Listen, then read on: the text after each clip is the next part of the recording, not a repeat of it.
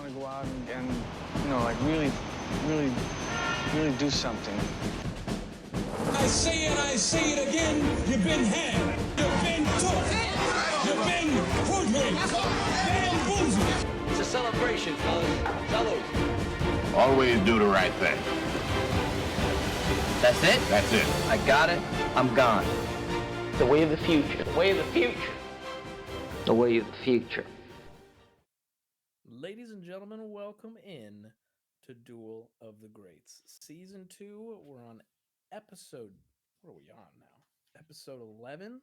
10. Episode 10. Episode 10. Double digits. Double digits. Here we go. We're getting down to the stretch run, folks. And this week is, as you were promised in our outro last week, staged week. I hope that was exciting enough for you, Steve. I know this was staged.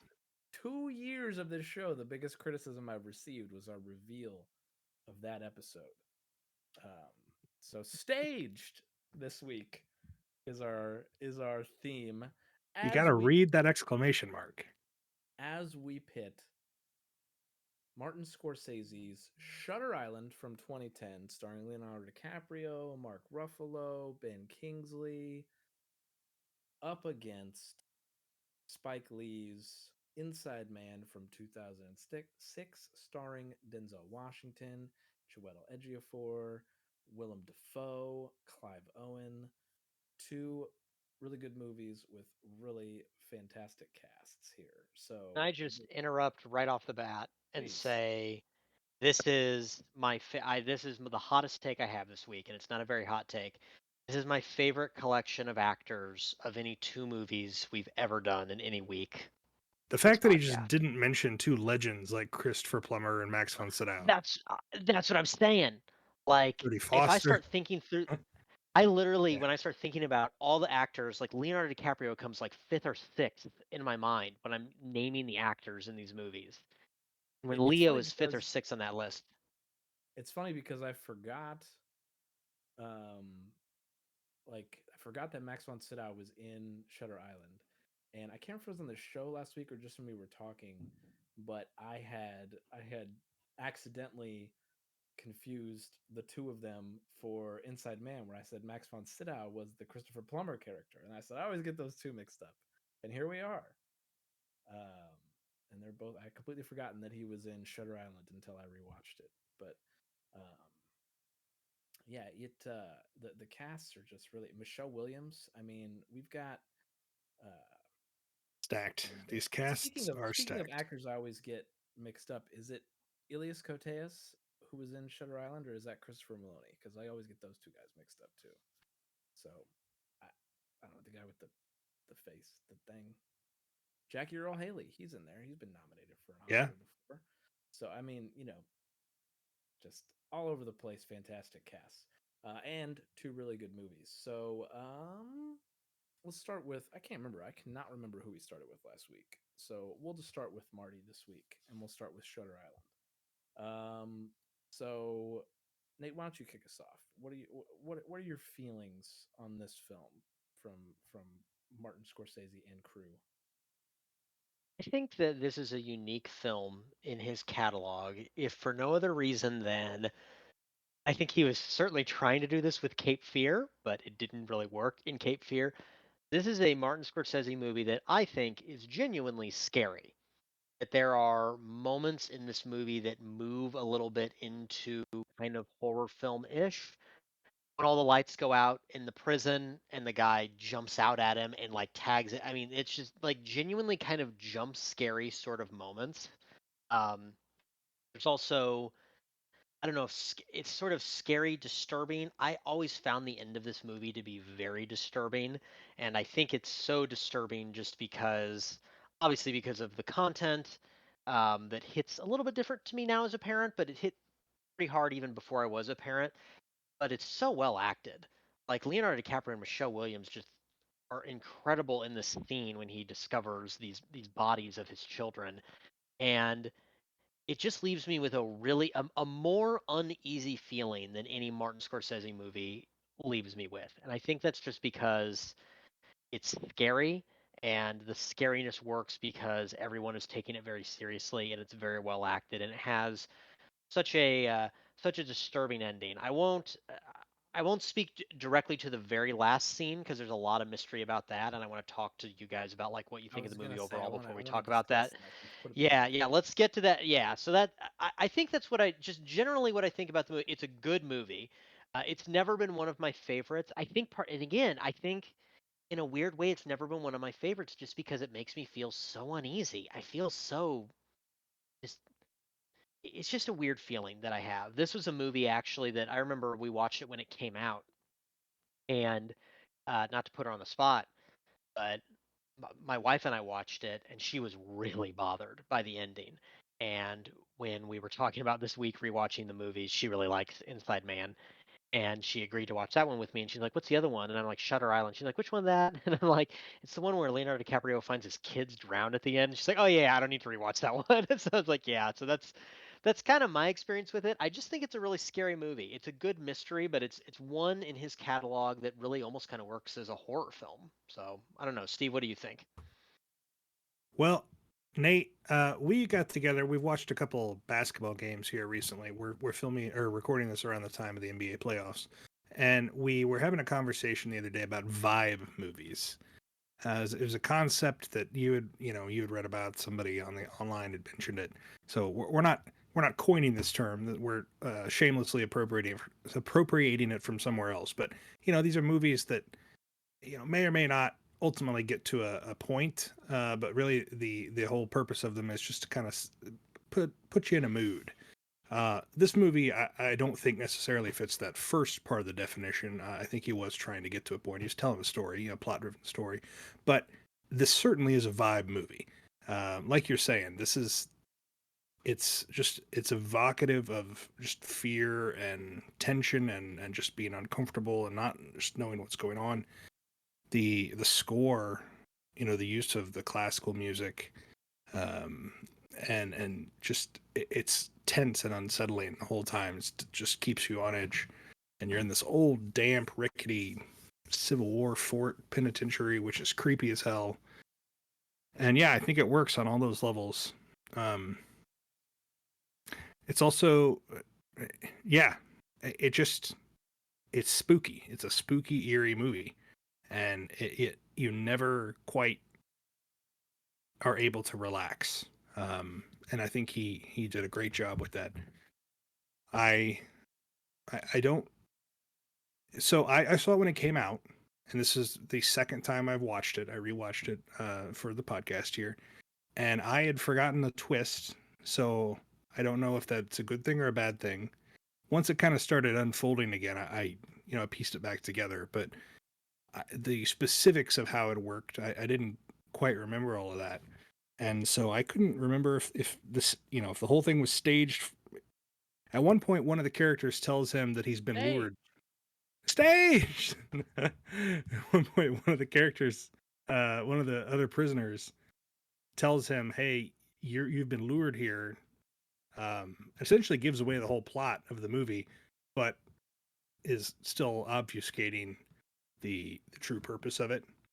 And I thought at that point they'd revealed the whole game, and I was like, "Aha! I got it!" But they used smoke and mirrors on me there. So good on them. They built a nice, clever little puzzle box. They were able to at least take me off the trail.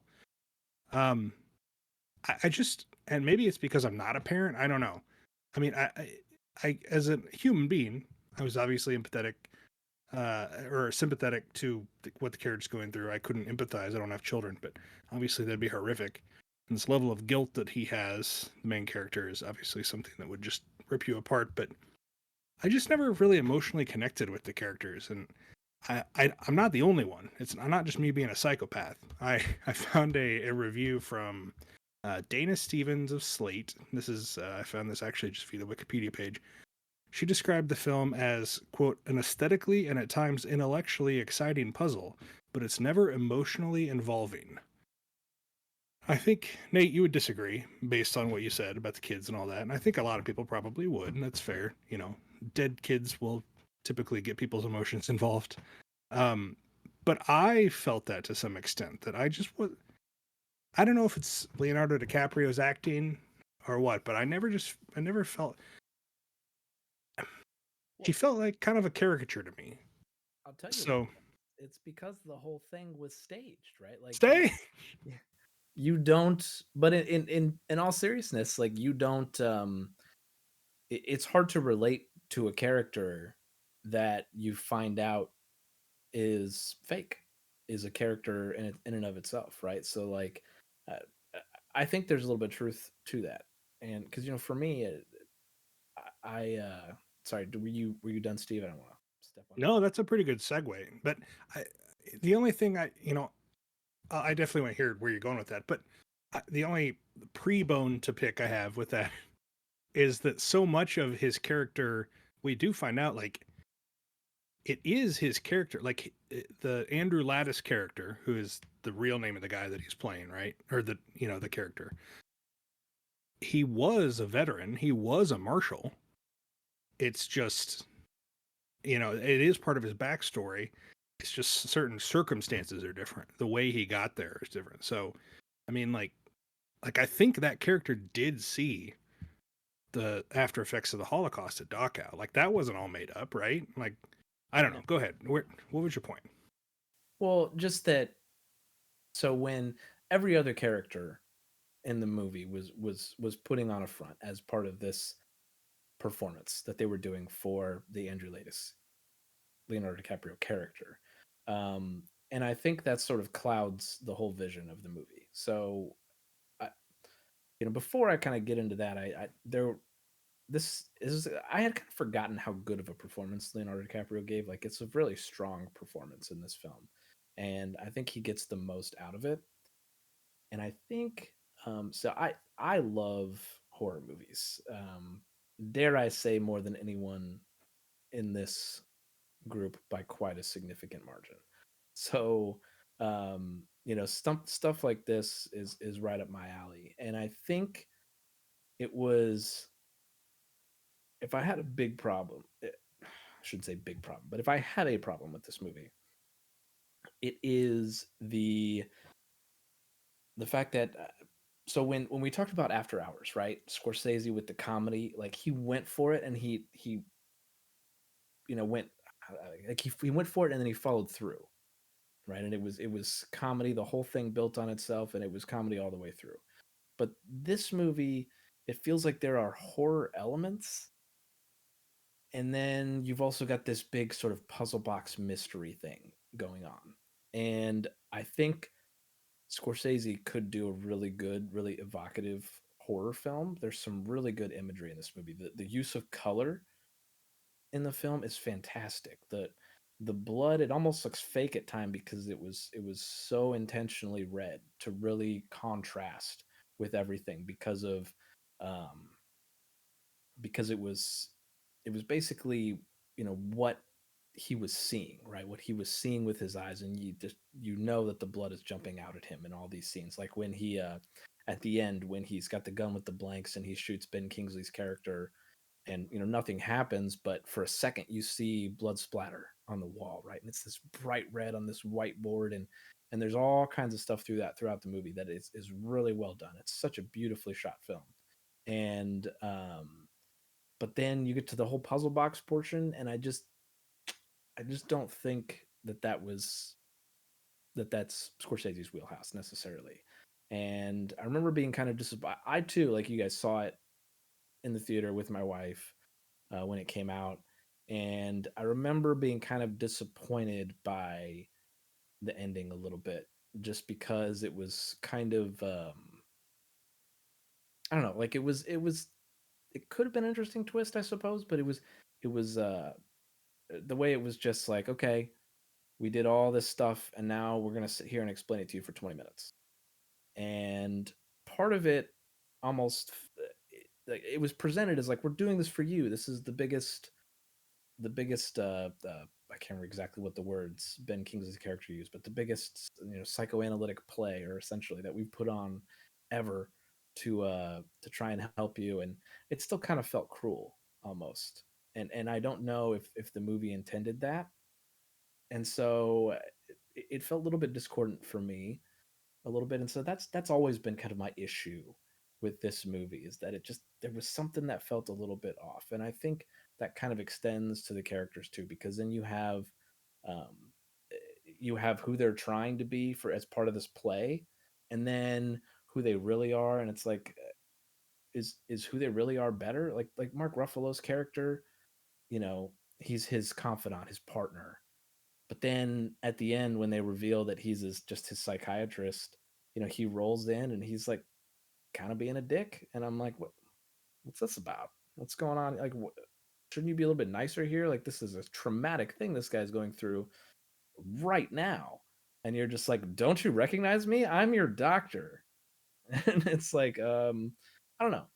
So there were some weird tonal shifts there in that back third of the movie that just kind of derail it a little bit. And I think part of what you're saying with the characters, Steve, I think that kind of leads into a little bit of that, where it's just some of this inconsistency with characters. You don't really feel like you get to know them, even though, like you said, Andrew Lattis's backstory is reality. It still doesn't feel like it's revealing any part of him as a character that we can relate to, that we can hang on to as part of the film. It just feels like, okay, this is why he's effed up, not why that matters. It so I kind of agree to a certain extent. Nate, looks like you got something to say on this.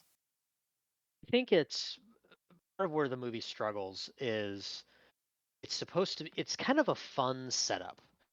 So both these movies are fun setups.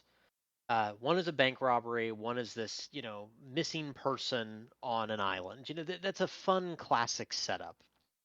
They both require a suspension of disbelief. I just think this movie requires too much of a suspension of disbelief, and I think that's why it feels so awkward in that last third. Because whereas Inside Man, which we'll get to in a moment, it's such a fun setup that to me becomes a very fun movie and a fun payoff. This is a fun, pulpy setup that becomes serious as a heart attack in the last third, and it becomes this very real thing that you're forced to confront. It's kind of like, God, that doesn't. I feel like, and again, I know it's based on a novel, and I know that's obviously it's going off what the novel is, what the source material is. It just feels like the story would have benefited from it being more, I don't know, something not with children being drowned. Like something that was a little more silly and fun at the end of it. I don't know exactly what that would be, but it's just such a fun setup that becomes such a serious movie at the end. And we don't even know, like you were saying, Steve, where the guy basically reveals the plot of the whole movie to Leo's character, and it's like, well, was that planned? Was that part of this? Or how does, we don't really know how Yeah. much of it was part of it, and how much are they really controlling it? Like, what if he just walks to the left instead of the right? How do we know how much it all just feels a little, like you said, Nate, little too much suspension of disbelief.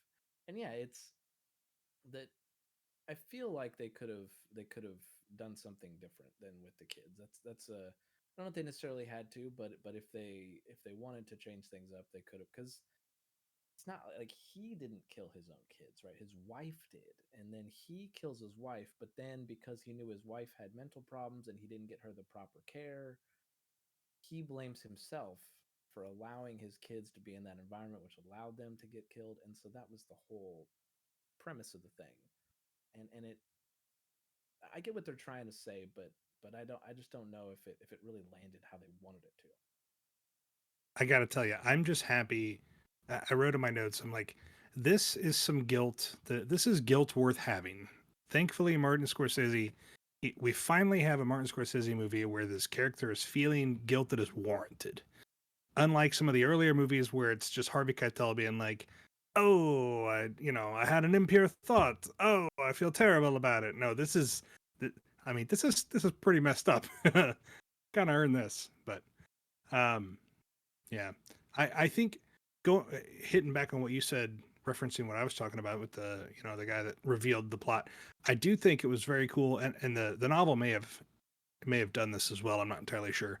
but I thought upon rewatching it the second time 13, 14 years later after it came out, some of the foreshadowing, some of the little bits that they put in there to kind of hint what's actually happening, what's going on, were very clever and very cool.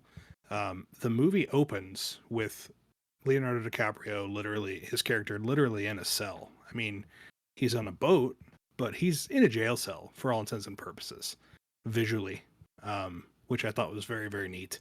And that's functionally what he is in. You know, his character is in there. He also, oh, what else? I wrote something else down that was very specific. Yeah, he's literally in a cage. You know, the reference about storms coming. I mean, it's just I really like kind of the foreshadowing and the build up that they had. The whole scene, the whole sequence of them driving up to the front gate. It just ratchets up that tension really, really well. And then you also mentioned the use of color and lighting. I thought the lighting in this really brought out the color, made everything pop. And I looked it up, and this is probably the most accomplished cinematographer Scorsese has worked with. It's Robert Richardson. He's won 3 Academy Awards, which is like one of only several people to do that for 2 Scorsese movies, actually. Hugo and The Aviator, which we're watching next week. And then he's nominated for like 10 other movies. I mean, it's not quite that many, but it's like 7 or 8 other movies. So this is a guy that knows his way around a lens. So, I mean, it certainly shows up on the screen. I think it's a beautiful movie. This, I did not say it this week. The credits aren't beautiful. It wasn't the most beautiful credits I've ever seen, Jeff. See? I'm not a one-note character. He pretty much just dives right in. I don't even. Yeah, I don't think they really were after it. I'm trying to think. But in talking about some of the great scenes, like maybe my favorite scene on rewatch that I don't really remember from the first one. So I love Ted Levine. He played Buffalo Bill, Silence of the Lambs. He was the warden. Okay, that's who that was. Yeah, and he was the voice of Rusty Nail in the movie Joyride. I was just about to mention. I was like, do not say his name without saying Joyride. I love Joyride. Perfectly cast as that voice. Yeah, Yeah, he's even he's the detective in the first Fast and Furious. It's Toretto O'Brien. It always has been. It's that same actor. He's the captain in Fast and Furious, but it's that voice. It's such a cool voice. Yeah, and he's God. There was another show or movie. I think is it Hell or High Water, where he's the police chief there too. But anyway, love him, and he's in the movie, and he's the warden.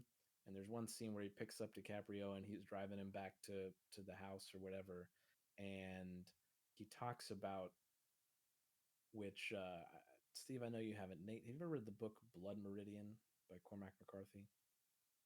No. Okay. It's a gap in my reading now. I've never read it.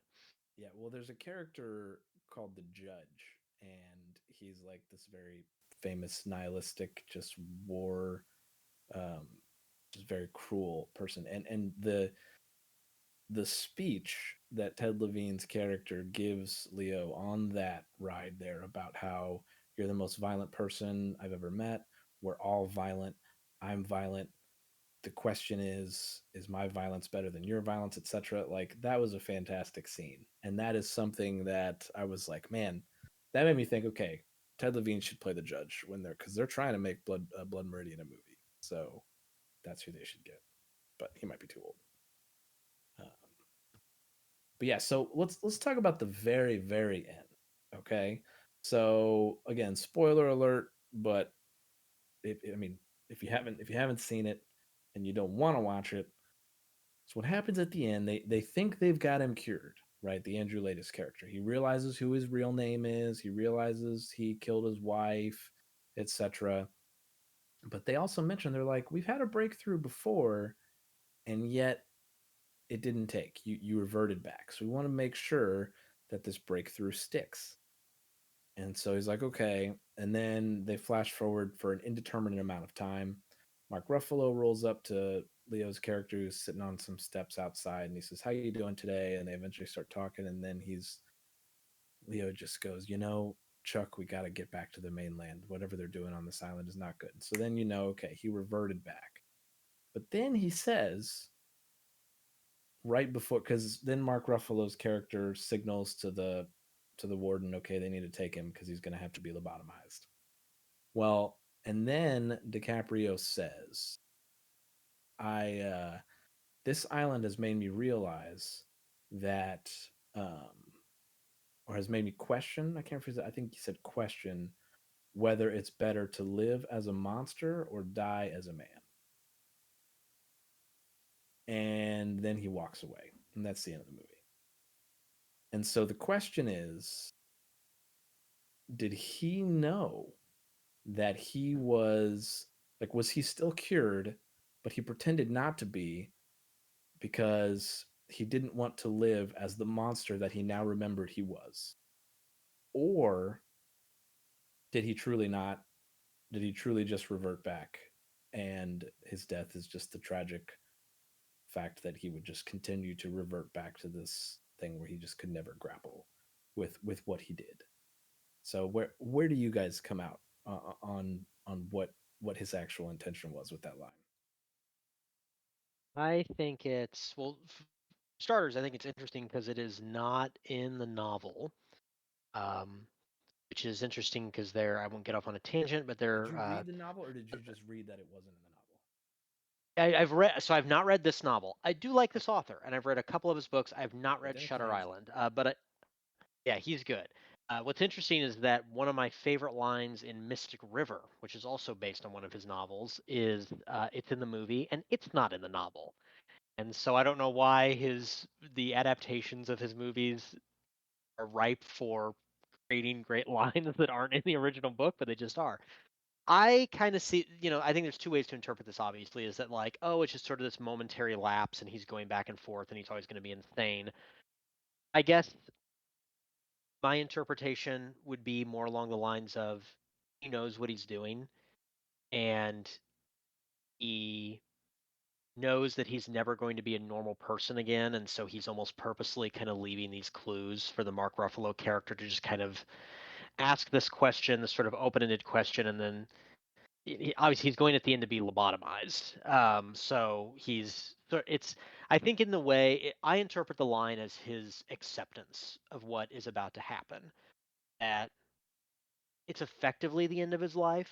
I mean, he's going to go be lobotomized and he's not going to be the same person. He's going to be kind of comatose probably for the rest of his life. And I see this almost as an acknowledgement somewhere deep inside his character of, I'm never going to be able to get over this guilt. And I'm never going to be able, knowing, every time I go back to this memory of what happened, I'm never going to be able to live a normal life.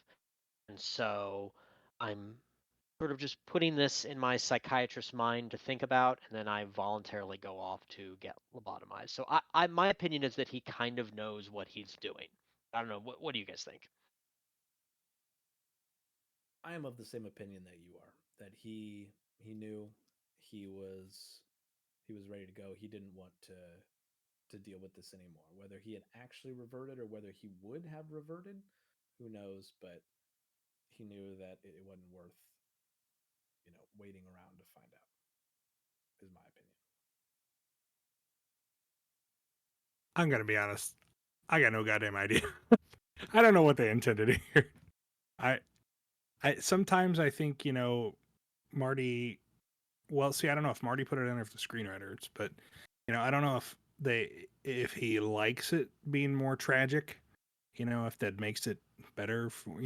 I don't know, somehow deep down that appeals to him more because of his, I guess, his inbuilt Catholic guilt. I don't know, but does it make it more Catholic or more Catholic? Does it make it more tragic if he is aware of it and voluntarily submitting to it, or does it make it more tragic if he doesn't know and he is reverting back? I don't even know the answer to that. I think reverting back is more tragic because I kind of almost do too. Like there's almost a noble, there's a nobility to being able to make your own choice, and exactly, yeah. yeah. So that kind of makes me lean towards. And saying it doesn't make it more Catholic. It's actually appropriate because it's all about I him know, living right? with guilt, and Catholics, Yeah. something they're not known for doing, So or they are known for doing, but not known for doing it well, I should say. So I mean, the answer is probably out there. This movie is so recent; it didn't. My source books failed me because they were written before it came out. Um, I'm sure we could probably find the answer, but I kind of like leaving it a mystery. Um, it's kind of like the spinning top at the end of Inception, another Leonardo DiCaprio movie. Even though that one I think is. We won't go there. Who knows? That could be another season. So we won't spoil that. But this one, yeah, I think that they probably intended it to be interpreted like you guys are thinking. I think, but yeah, I think it's more tragic the other way, honestly. All right, so that brings us to Inside Man. All right, this one, Nate, I'll let you kick us off with this again. I know this is one of your favorites. This is one of my all-time favorite movies. I own this movie. I'm gonna go on a positive rant. I've had a lot of negative rants this season. I'm gonna go on a positive rant. So I'm just gonna run through the things that I love about this. Um, this is Clive Owen. This is peak Clive Owen. This is the best Clive Owen film performance. He kind of fell off, had a very interesting career. This is like peak. Could he be cast as James Bond, Clive Owen? I love his performance in this. It starts with him breaking the fourth wall and looking directly. And I mean, this movie just hooks you from the start. Him looking directly into the camera and talking directly to the audience. But more than Clive Owen, obviously Denzel Washington is great in this thing. It's one of my favorite Denzel movies. What I love about this movie is that every single minor supporting character has a purpose and has some kind of characterization. And even the most what you think as the most trivial kinds of conversations become important. Um, Obviously, you have the whole thing about the guy identifying that the language they're speaking is Albanian, and then he has to call his ex-wife, and that's kind of a whole thing. But then there's this micro moment. It's so indicative of how much I love this movie. That previously he'd been talking to this officer, and the guy he kind of asked him previously, like, have you ever had a gun pointed in your face before? It's the officer who comes upon the bank robbery and the guy points the gun in his face and he goes, yeah, by a 12-year-old. And this officer he's kind of racist. He uses some racial epithets in describing these past experiences that he has. Um, and there's kind of this break in the action, and he and Denzel are standing outside this trailer, and he goes, tell me about the kid, that 12-year-old that pointed a gun at you. And he kind of goes to the thing and he sort of describes the thing, and he's saying it's a young black man that ultimately actually shoots him in the chest. And he says something to the effect of, I'm sorry, officer, but I'd rather die an old racist than a young, good looking corpse and stuff. Then he kind of has this moment of realization where he's talking to him, and he says, and hey, in all seriousness, I'll be more careful about what I say next time. You never know who's listening. And this little micro moment is what causes the Denzel character to be like, oh my God, they're listening to us. And he runs back. Like, to take a scene like that, where there's ostensibly nothing going on, and to create a point, to create a small character that should have nothing to do with this movie, and to actually allow that character to sort of have this moment of realization that allows the main character to drive the plot forward, so good. um, Willem Dafoe is great. He's another one of the supporting characters, and he is fantastic in this movie. There's a scene in this movie, and then I'll get off my positive rant. There's a scene that I think there's so many great scenes that I think are symbolic of how great of a screenplay this is. There is a scene that is a combination of a great screenplay and two great actors that is just like chef's kiss. And it's a scene between Denzel Washington and Jodie Foster. And at this point, Denzel Washington has been inside to talk to the bank robbers, and Jodie Foster has been inside to talk to the bank robbers.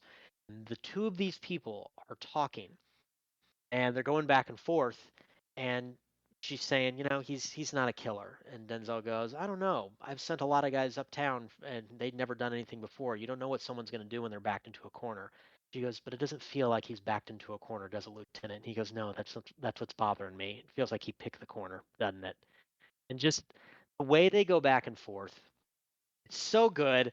I remember watching it for the first time and how it really kept me guessing. And the I loved when she was like, that's a bit above your pay grade. He goes, well, raise my pay grade. raised my pay That was one grade. of my favorites. Um, and the whole thing about he's inside talking to the bank robber, kind of looking at the hostages, make sure everything's clear. And he makes this quip about, oh, please don't say wedding around me or something to the effect of that. He goes, I got a girl who's trying to get married. She's trying to get hitched. And he just goes, Clive Owen, with the mask over his face and the glass. He's like, do you love each other? He's like, yeah. He goes, the money shouldn't matter. He goes, well, thank you, bank robber. I appreciate that advice. Like, it's just, there's so many moments in this thing that are so And it's the good. Denzel delivery too. That just I like, know, just the way you he's bank like, well, robber, thank you, bank like it's robber. just It's so good. Every character and every single scene in this thing serves a point. And I love movies that elevate these supporting characters that maybe only have a couple lines, and every single one of those lines matters. You see something in every single one of these people. The old woman at the beginning, when they tell them to take off all their clothes because they're going to make everybody wear the exact same thing. And the old woman is just saying, no, I won't do it. And the guy points a gun in her face and he goes, good, go ahead, make my day. Like, it's just every single character serves a purpose. And then what becomes so crucial about that is that they're interviewing them later because it's flash forwarding the whole movie where they're interviewing all these people because they don't know who robbed the bank because they all come out at the same time and they're all dressed the same, and just trying to figure out how all these interactions add up to figure out who could have done this. And you start to realize as you've been listening to the whole movie that every interaction matters because they've clearly hidden themselves so well that we as moviegoers can't completely figure out who was robbing the bank and who wasn't. It's just a great movie that keeps the audience guessing. It's one of my favorite screenplays. It's one of my favorite movies. I really hope you guys liked it as much as I did because I absolutely love this movie. It's the most accessible Spike Lee movie. Doesn't feel that much like a Spike Lee movie, but it is so accessible. I could watch this movie anytime. What do you guys think? yeah. I saw this movie in theaters, and I liked it then. I love it now. I agree. It's Spike Lee's most accessible. It's interesting because Steve and I actually watched this together, um, and the uh, I think I made the comment to him, and Steve agreed that you know if you had not told me that this was a Spike Lee movie, I never would have guessed it. And that I mean that in like the best way possible.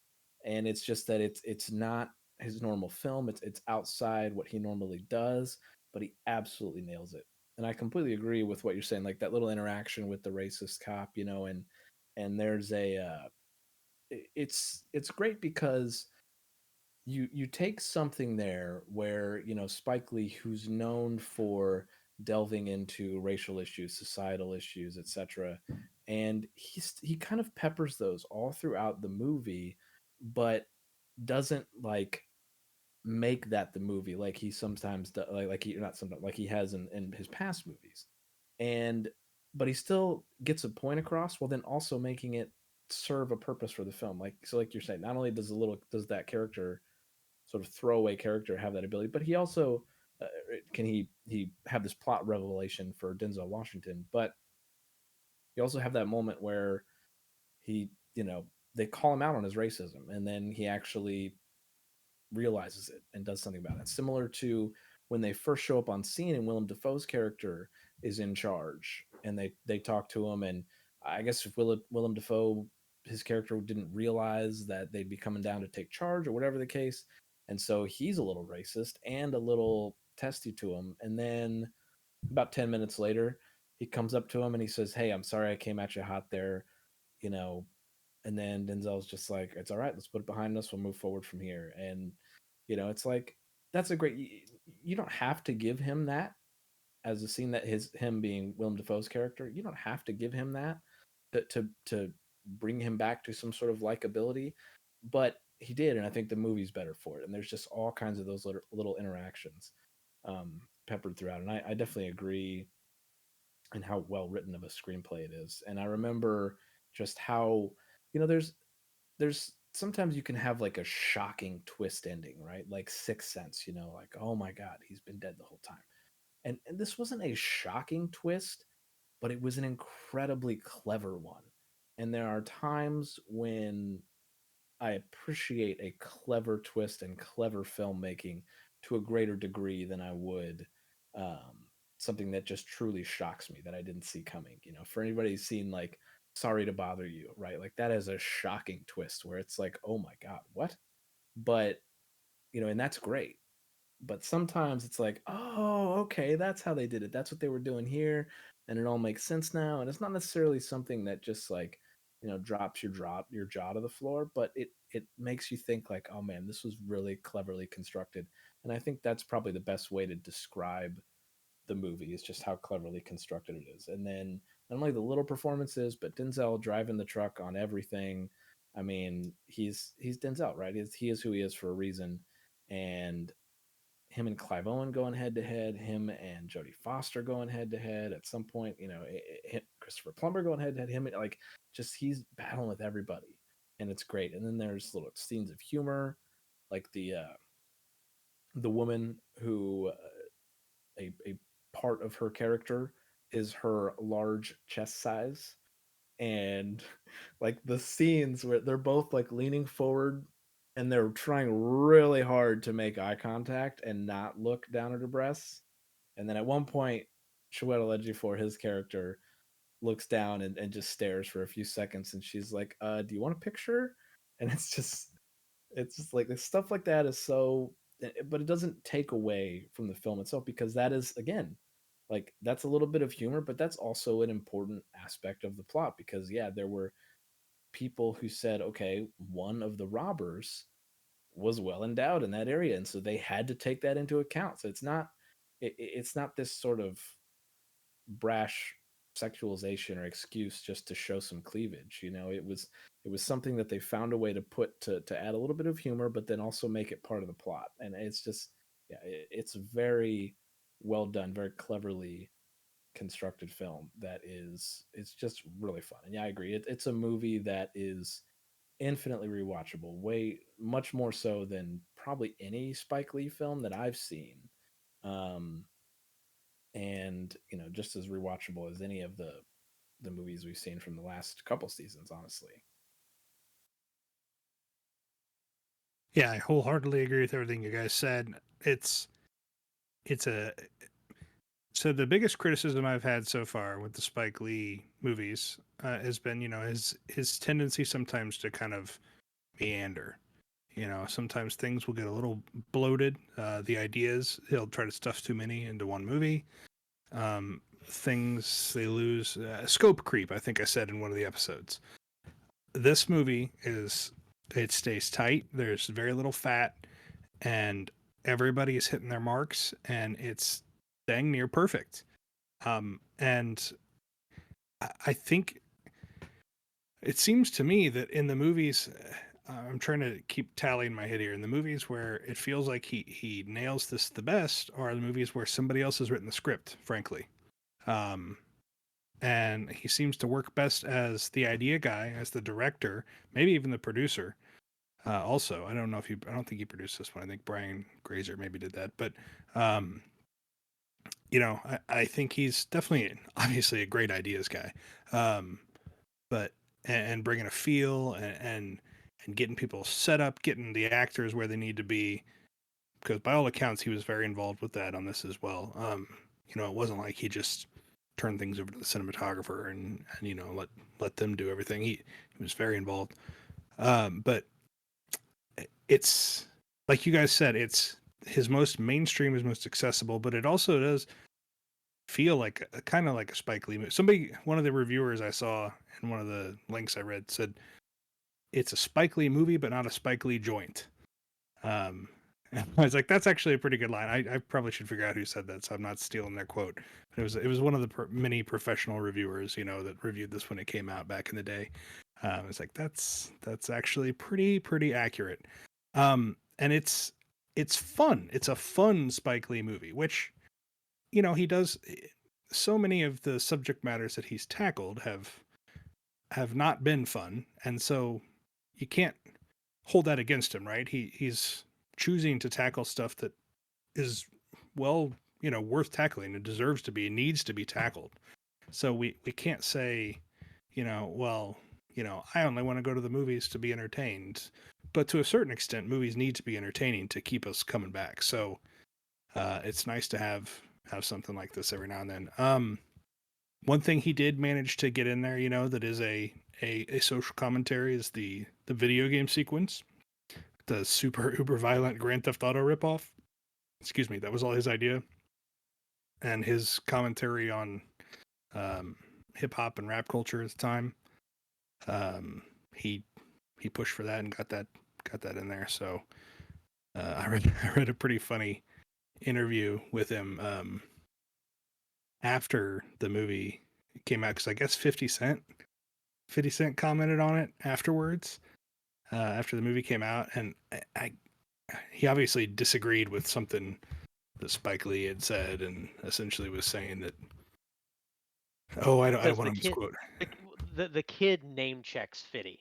Oh, did he? I forgot Says- already. He goes, because he's sitting with the kid and the kid's playing the video game. Yeah. And even that small moment is great, because he's saying, like, Yeah, there's a purpose to this. Yeah. Exactly. Even that video game sequence, there's a purpose to it. And the kid says, like, my man Fitty says, "Get rich or die trying." Which is Yeah, his that's name, right. the That's 50 right. Cent album. So he kind of name checks him, and he goes, but the Clive Owen character is like, "Yeah, you think this is cool, robbing a bank?" And the kid's like, "Why not, man? You're trying to get paid." And he's kind of drawing that Exactly. parallel, like, where even the Clive Owen character is kind of like, there's almost this moment where he kind of feels bad. He's like, "I'm not trying to, like, negatively influence this young Yeah. mind." Yeah, to it's do this. showing that even though he's the antagonist, he's a bank robber, he's not a bad guy necessarily. There may be a good cause behind this. Be a bad guy, but he's not a bad Not guy. a bad guy. But I guess 50 Cent made some comment in the press about Spike Lee not knowing about rap or something, because Spike Lee said in this interview, he's like, "I know more about rap than 50 Cent knows about cinema. So I teach a course at NYU. He can come down and take one of my classes at any time." It's like, I love it. I love you, Spike. It's just, yes, everything you guys said, I 100% agree with.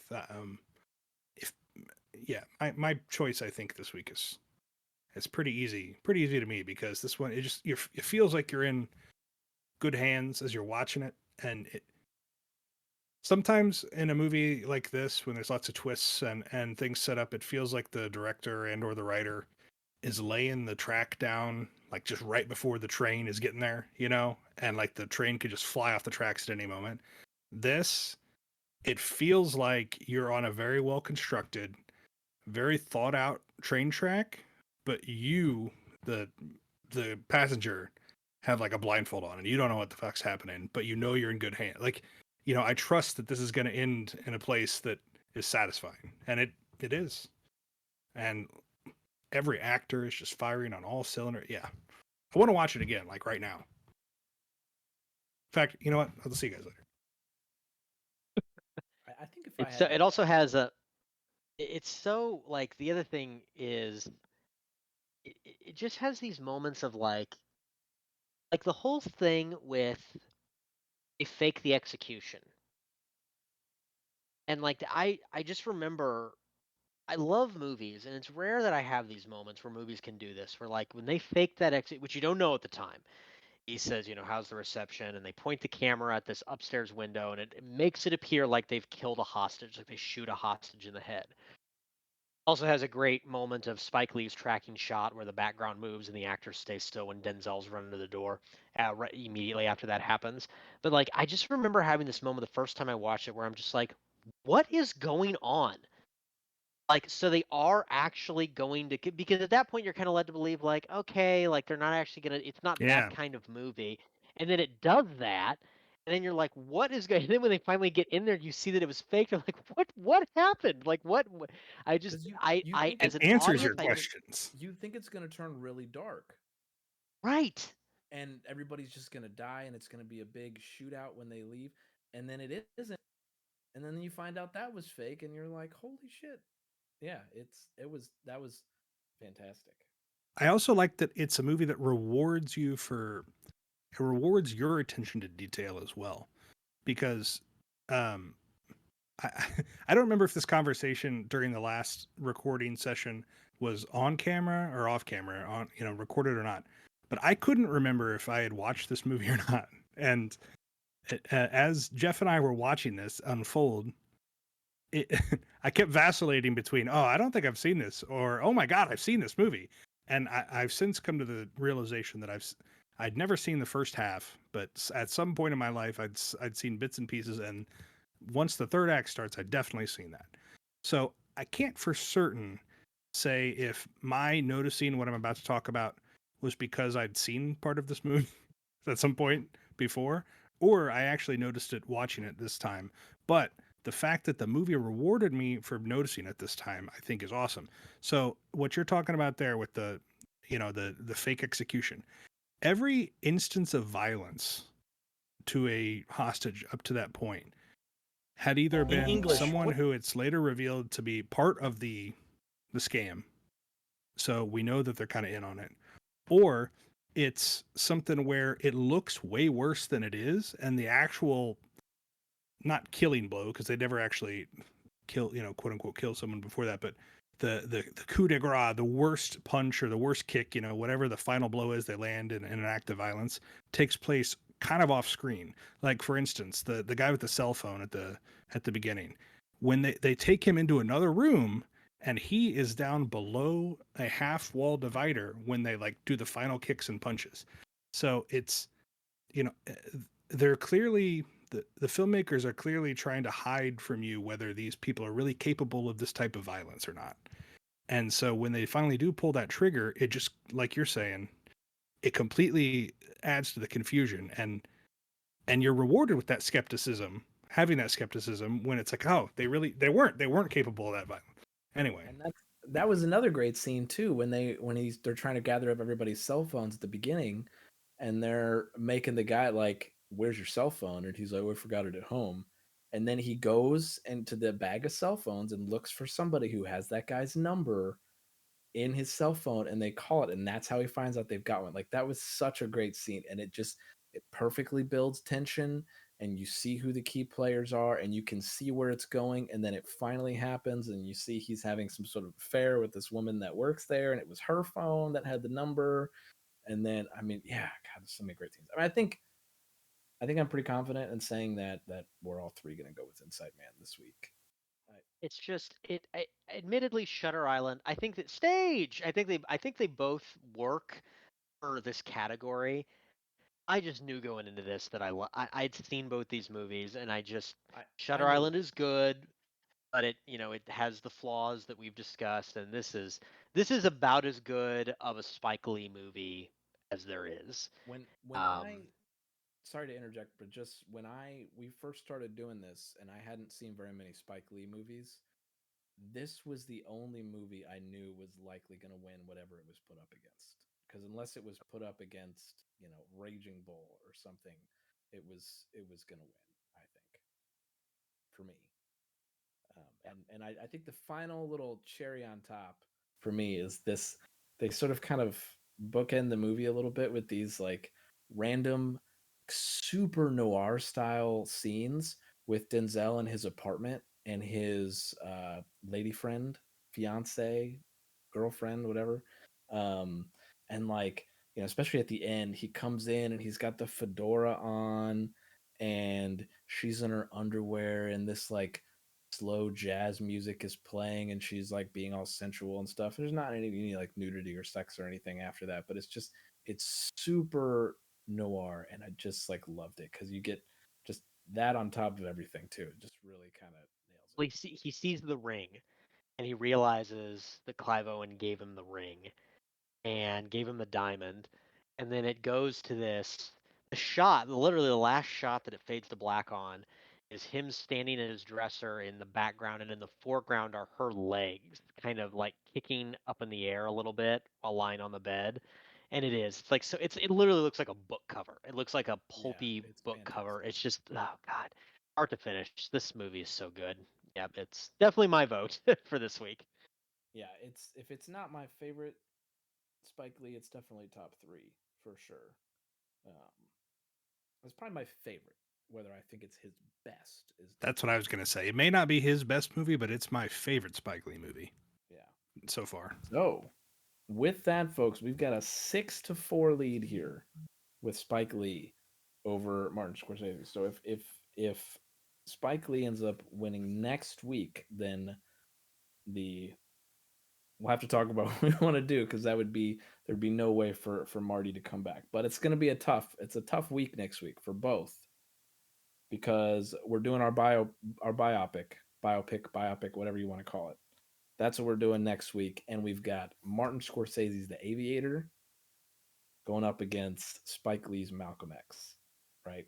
Two of the best biopics ever, maybe. Like, they're probably up there. Both had multiple Academy Award nominations. Both are kind of passion projects for each Yeah. filmmaker. Spike Lee really wanted to make the Malcolm X movie, and then we'll talk about it next week. But Martin Scorsese, for years, wanted to make a movie about Howard Hughes. That was kind of one of his 2 or 3 passion projects that he thought about and contemplated for like decades. So definitely a movie. Both movies both these filmmakers really wanted to make. So there'll be interesting comparisons. And both they've done with maybe their 2 of their best collaborators. Scorsese with DiCaprio, of course. You could probably argue that De Niro might be his best collaborator, but and then Spike Lee with Denzel, of course, again. So, And most importantly, both are in our intro.